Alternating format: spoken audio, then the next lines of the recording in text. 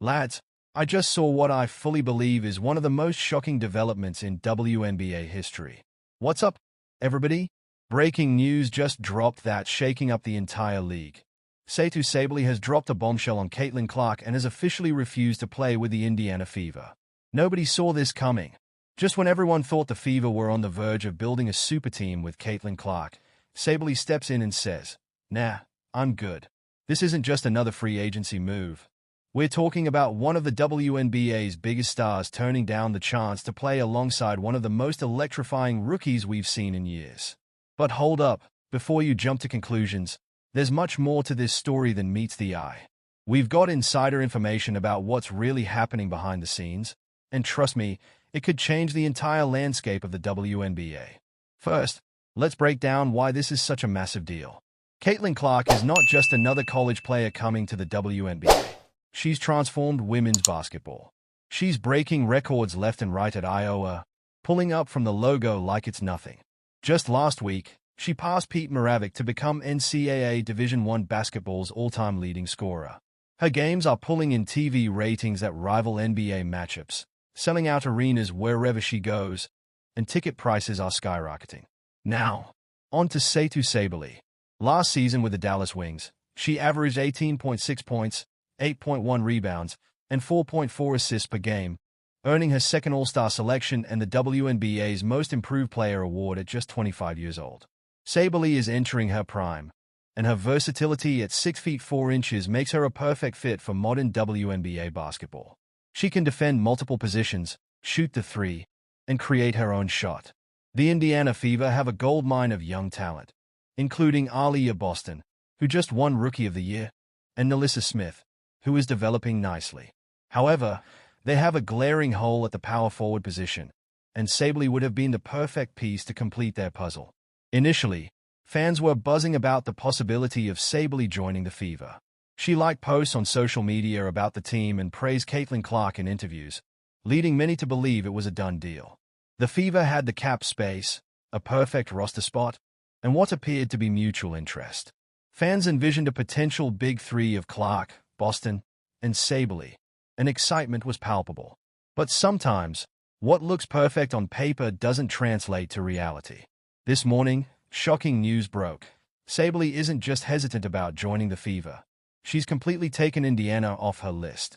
This isn't a negotiation tactic, it's a flat-out no. So, why would a player of Saballay's caliber turn down what seemed like a perfect situation? First, market preferences play a significant role. Sources close to the situation indicate that Indiana isn't one of Saballay's preferred markets. In today's WNBA, market size matters more than ever, with players building their brands beyond basketball. Bigger markets like New York and Los Angeles offer opportunities that smaller markets like Indianapolis simply can't match. Then there's the team fit concern. While everyone is excited about playing with Caitlin Clark, Saballay might have some serious basketball reasons to hesitate. The Fever's style of play last season was chaotic. They ranked near the bottom in defensive efficiency, and their offense often looked disorganized.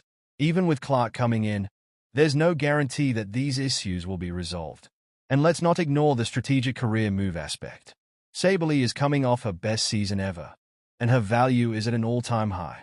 Signing with a rebuilding team, even one with Caitlin Clark, is risky. What if the adjustment period takes longer than expected? One rocky season could impact her next contract negotiations. Sources indicate strong interest from the New York Liberty, where she could play alongside Breanna Stewart and Sabrina Ionescu. That's not just a super team, it's a marketing dream, plus she'd be in the basketball mecca of the world. Now, let's talk about the trade package Indiana was supposedly willing to offer. Reports suggest they were prepared to trade Lexi Hull, NaLyssa Smith, and a future draft pick for Saballay. On paper, this trade would have been a huge gamble for Indiana. Hull brings hustle. Smith averages close to 13 points and 8 rebounds per game, and that draft pick could be gold in the loaded 2025 class. Social media reactions have been wild.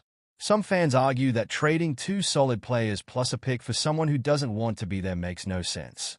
Others believe that the Fever dodged a bullet by Saballay saying no, while some think they missed out on creating a potential dynasty with Clark, Boston, and Saballay. This development raises questions about how other free agents will view this situation.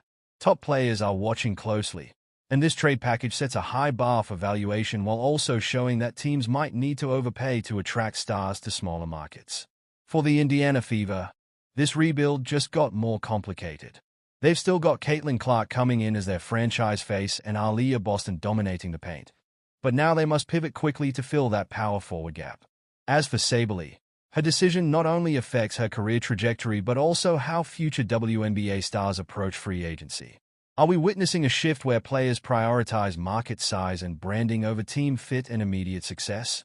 In conclusion, this Satou Saballay decision isn't just about one player saying no to one team. It's about the evolving landscape of the WNBA. The stakes are higher than ever, and how teams adapt to these changes will define the future of the league. Let me know your thoughts in the comments below. Did Saballay make the right move? Should the Fever have